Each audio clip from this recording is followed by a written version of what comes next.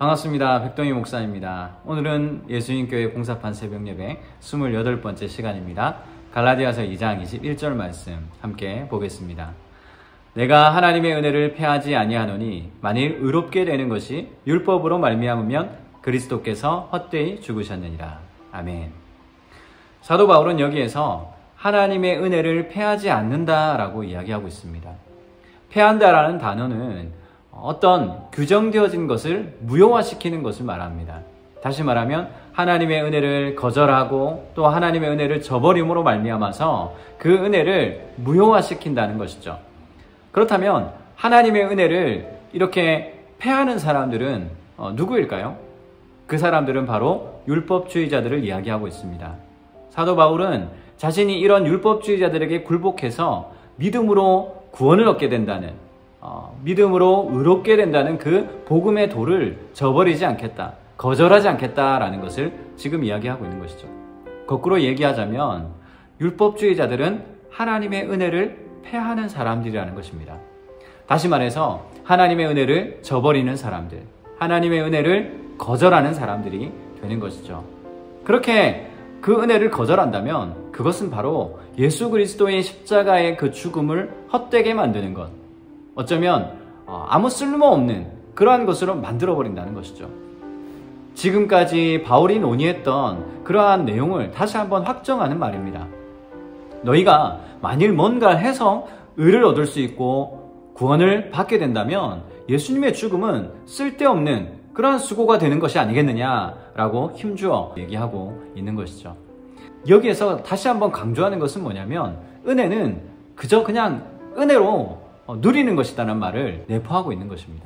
은혜란 값을 주고 누리는 것이 아니라 거저 누리는 것이죠.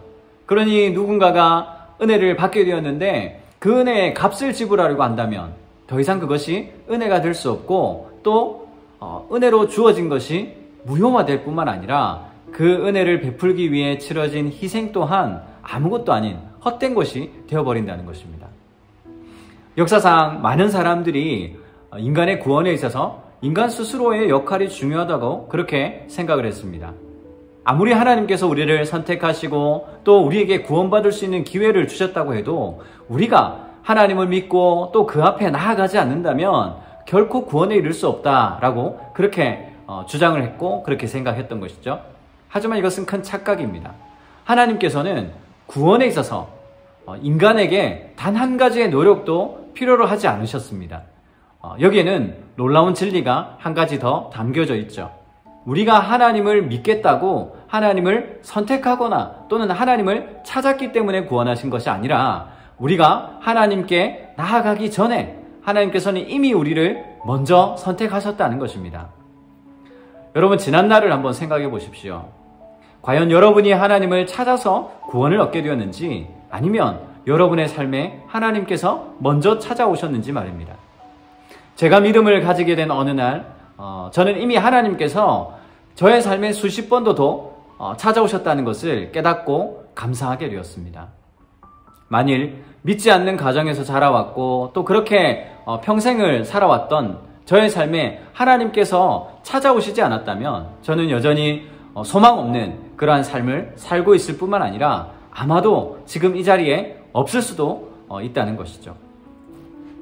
그러나 지금은 은혜를 누리며 사는 삶이 얼마나 기쁘고 즐거운 일인지, 제 인생에서 이 은혜를 받게 된 것, 이것이 얼마나 값지고 귀한 일인지를 너무 절실하게 깨닫고 있습니다.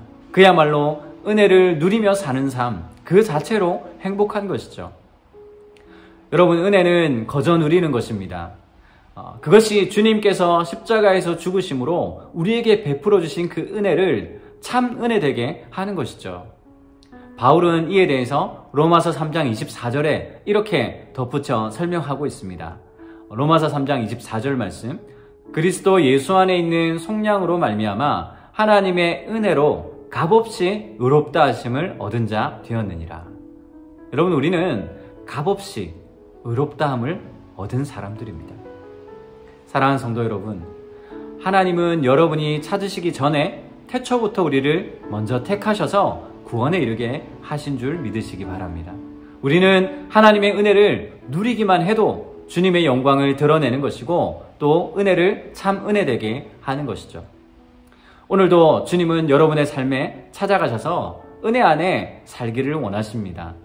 그것은 말씀으로 마음 깊숙이 찾아오시는 은혜, 또 기도하는 가운데에 말씀하시고 응답해 주시는 그 은혜, 믿음의 동역자들과 함께 은혜를 나눌 수 있는 그러한 것들, 이 모든 것을 누리시기를 간절히 소원합니다. 그렇게 누림으로 말미암아서 하나님의 은혜를 참 은혜되게 하고 또 하나님의 은혜가 얼마나 귀하고 값진 것인지 깨닫게 되는 오늘 하루가 되시기를 주님의 이름으로 축복합니다. 기도하겠습니다.